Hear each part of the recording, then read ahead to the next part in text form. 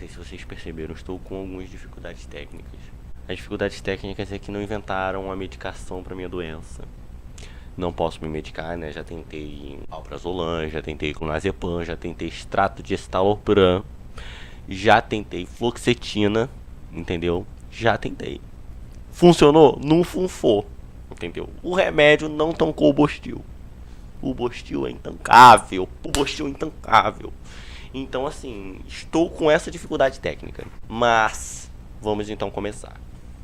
Estou aqui para falar de memes, de estética e da sociedade brasileira, né? A gente já pega essas três palavras e pega isso daí e você pensa em tudo o que você quiser. Pronto, estamos fazendo filosofia. Tô brincando. Mas então, né? Inclusive eu quero falar desse aspecto em específico, né? Dessa sátira, né? Que estou aqui tentando reproduzir artisticamente para vocês. Estou aqui tentando reproduzir como um ator, né? Estou aqui no papel de mim mesmo para vocês que são a minha plateia.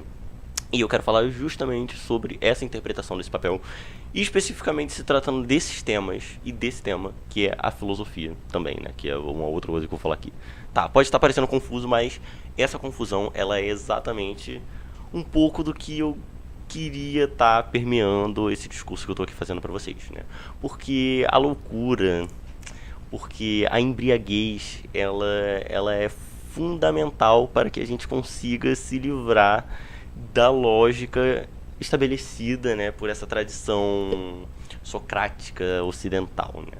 Então, mas vou tentar aqui conduzir esse fio da meada para vocês entenderem para onde eu tô indo.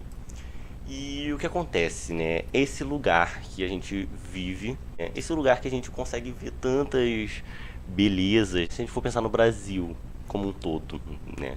Se a gente for tentar generalizar o Brasil, é disso que vai se tratar. E quando a gente tenta generalizar o Brasil, e até quando outras generalizações externas acontecem, elas geralmente estão permeadas de uma coisa assim, caliente, de uma coisa mais, sabe, solar, de uma coisa de um povo mais risonho, entendeu? A gente pensa no povo brasileiro muito pautado por esses termos. E é uma coisa que vem sendo construída há um tempo, assim. É uma coisa que vem sendo construída desde os relatos do povo brasileiro como um povo meio que desprovido de uma moral, entendeu? Seja pelo relato dos jesuítas em relação aos indígenas, de uma coisa meio errática, e ao mesmo tempo esse discurso ele foi repercutindo ao longo da história do nosso país e da forma que as pessoas viam o povo brasileiro e o Brasil, e que o povo brasileiro se percebia também, né?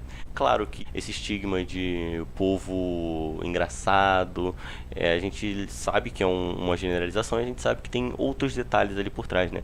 A questão é, se você for olhar as situações em específico, você percebe que, em contraposição a esse humor que o povo brasileiro tem, existe uma miséria, existe uma pobreza, existe um caos, assim, um caos social, um caos civilizacional, né? E é também sobre esse caos que eu quero estar aqui falando com vocês.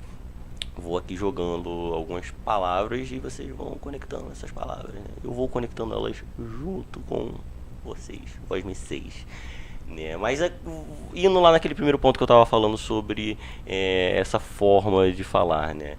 Existe essa forma de entender a filosofia, né, que foi proposta pelo Nietzsche. Tem um texto em especial que fala sobre a forma humorada que o Nietzsche vê a filosofia. Do Bruno Aparecido Nepomuceno, né? Os sentidos do riso e do cômico na filosofia de Nietzsche. Né? E aí essa tese, ele fala sobre o que? Ele fala sobre o título da tese, né? Se liga. Mas ele fala sobre como que o humor, ele é um aparato do Nietzsche na interpretação da própria filosofia. Ele fala muito sobre a relação do Nietzsche com o riso e com a comédia. E fala sobre como que o riso ele servia para a filosofia na visão do Nietzsche, né? Eu vou ler aqui um trecho que exemplifica isso muito bem. Abre aspas. No interesse de perceber essa mudança nietzschiana que utiliza do riso como caminho, há que se perceber também que o próprio autor assume o cômico como maneira própria de fazer e de enxergar a filosofia. Por um lado, ele começa a escrever de maneira mais leve e criativa, através dos aforismos e poemas, por exemplo.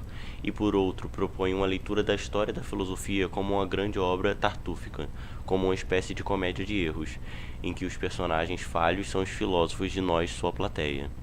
E não só isso, agora, para ele, o filósofo tornaria verdadeiramente potente sua atividade se aprendesse a rir de si mesmo, do que faz e das mentiras sob as quais vive. Esse trecho ele também se complementa com uma apologia que ele faz desse conceito de embriaguez que ele usa. Ele fala que a embriaguez é uma forma de nós fazermos esse contrato com a lógica que a gente fez com o homem ocidental socrático. E é por isso que eu também estou colocando essa forma de apresentar esse discurso, né, e essa discussão justamente pelo conteúdo dessa discussão. O humor, ele tá dentro dessa discussão da mesma forma que tá na forma que essa discussão está sendo feita. Mas então, né, o que acontece? A necessidade que a filosofia tem de fazer definições de conceitos, de gerar conceitos universais, né? E é uma necessidade que vem desde a tradição grega e ela vem repercutindo até a modernidade. O próprio Nietzsche, ele faz parte desse movimento que pretende romper com essa tradição de busca da verdade. E isso se reverbera na forma que ele faz filosofia, e é justamente por isso que eu quero estar propondo essa outra forma de expressar esse conteúdo, né?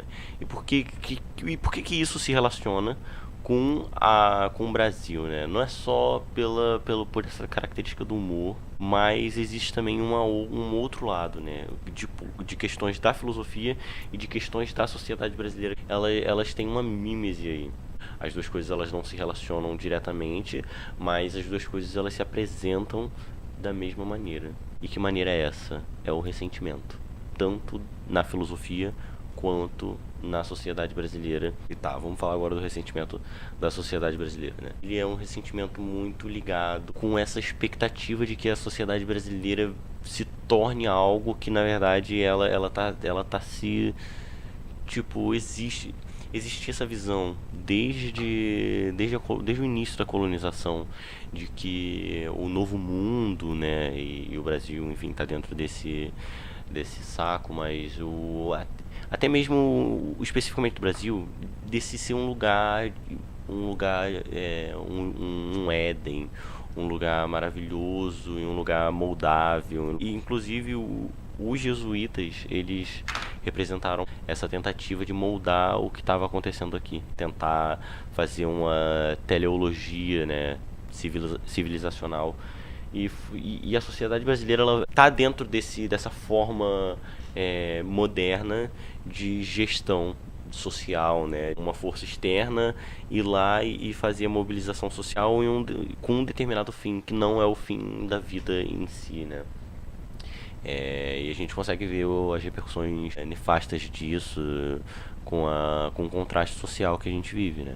O contraste social, seja no que diz respeito à raça, seja no que diz respeito a gênero, a classe social, tudo isso é repercussão da modernidade, dessa tentativa de civilização, né? A civilização gera essa contradição da tentativa de uma síntese, e uma síntese que ela simplesmente não consegue se materializar na sociedade brasileira, porque é uma sociedade que não tem uma síntese, não tem, é uma sociedade marcada pelo contraste, né?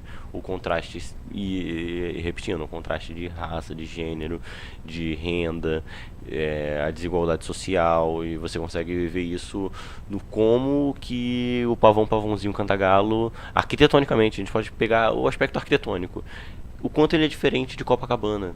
Tipo assim, esse contraste ele vai se materializando de formas muito concretas.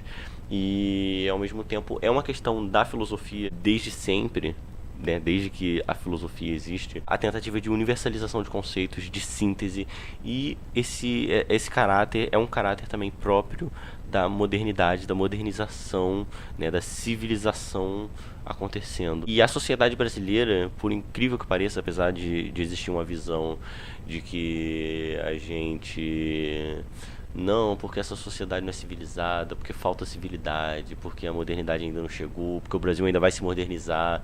Tem todo esse discurso e, na verdade, desde o início, aqui faz parte da modernização, faz parte da modernidade dentro de um contexto macro. Se não existisse o Novo Mundo, se não existisse o Brasil, a modernidade ela não teria sido possível. E o Brasil, do jeito que está, é uma realização da modernidade. E ao mesmo tempo que gera essas contradições sociais dentro da nossa sociedade, que é desigualdade, contraste social, e como que essas coisas elas não encontram uma síntese. E a filosofia, né? A filosofia ela passa por um processo de desidratação social, do seu valor social, né? A filosofia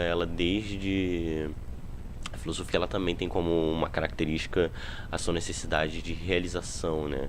A filosofia e esse pensamento e essa reflexão, ela se distancia muito da realidade prática. E isso sempre foi uma questão das pessoas reflexivas, e a gente consegue ver uma descrição disso muito boa no Genealogia da Moral, de quando Nietzsche fala, né, dessas pulsões reflexivas e de que a própria metafísica ela seria uma forma de justificar a existência desse indivíduo que reflete, que se distancia da realidade. E ao mesmo tempo existe essa questão da realização da filosofia. O que seria a realização da filosofia? A própria teologia, né, e como que os valores cristãos se aplicam na realidade é justamente uma forma de você aplicar a metafísica na realidade, né? E não só isso, mas citando exemplos. E assim, falei do cristianismo e ia falar citando exemplos de filósofos e não de teólogos, mas Santo Agostinho, Tomás de Aquino. Mas falando de filósofos mesmo, a gente pode falar de Francis Bacon quando está pensando em conceitos fundamentadores da modernidade, do estado da ciência. A filosofia ela tem essa pulsão de se materializar na realidade, materializar essa universalização na realidade. E a ciência é uma grande materialização dessa universalização na realidade. E a modernidade ela tem esse intuito de homogeneizar, né? O capitalismo ele tem esse intuito de homogeneizar e de fazer com que as coisas sejam previsíveis, contínuas, específicas, definidas, enquanto que essa visão do Nietzsche sobre a embriaguez na filosofia, ela diz respeito sobre o desvencilhamento desse pensamento socrático, ocidental, científico, e novas potências da filosofia. E a sociedade brasileira, esse caráter humorado da sociedade brasileira, né?